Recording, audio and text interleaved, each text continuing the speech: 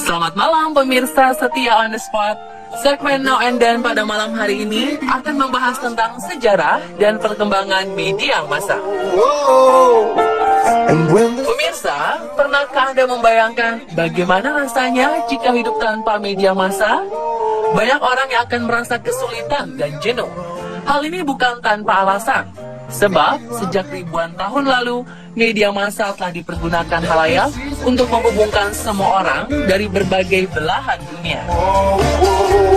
Berbagai informasi dan pesan yang disampaikan melalui televisi, radio, surat kabar, maupun internet menjadi bagian dari peran serta fungsi media massa.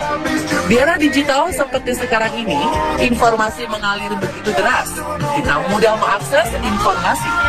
Tapi bagaimana kondisi pada masa lalu, di mana belum ada surat kabar, radio, televisi, maupun internet? Penasaran bagaimana sejarah terbentuknya media massa? Seperti apa ya bentuk media massa pada zaman dahulu? Mari kita simak bersama-sama. Tahukah Anda, awalnya penyampaian informasi pada halayak dilakukan dengan menggunakan beberapa benda seperti batu, bambu, sutra, serta kulit hewan. Salah satu contoh dari media penyampaian informasi melalui benda tersebut terlihat di Roma. Kala itu, sekitar 59 sebelum Masehi, pemerintah Romawi menerbitkan Acta Diurna, yakni sebuah buletin pengumuman berisi catatan harian yang dipahat pada lempengan batu atau logam. Acta Diurna biasa dipasang di tempat umum sesuai perintah sang raja Romawi, Julius Caesar.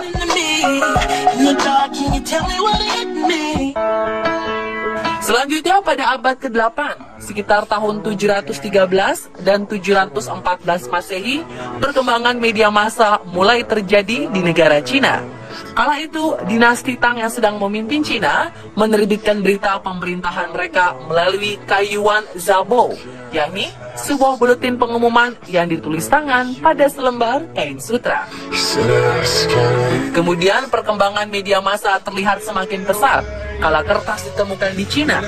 Sejak saat itu, media penyampaian informasi menjadi semakin simpel dan ringkas.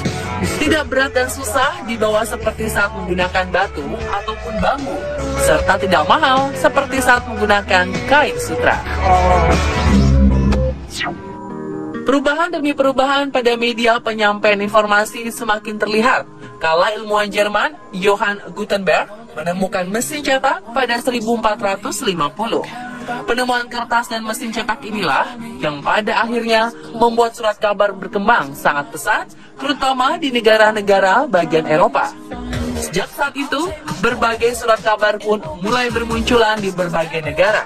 Salah satu yang tertua dan hingga saat ini masih terbit adalah Post och Inrikes Tidningar, sebuah surat kabar asal Swedia yang telah ada sejak tahun 1645.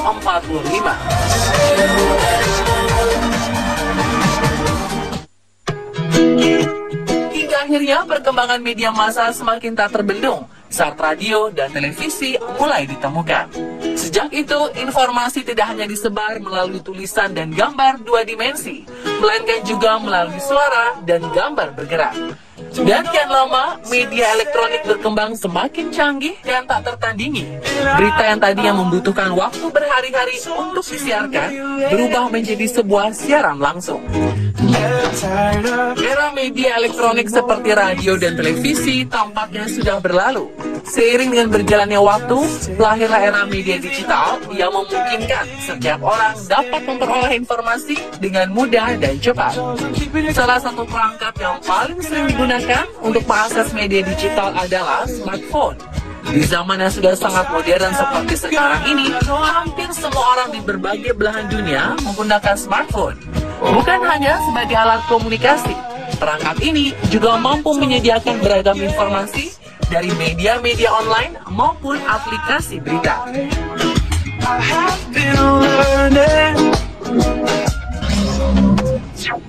Kini, kecepatan berita dapat diakses bukan hanya dalam hitungan menit, tapi cukup dalam hitungan detik.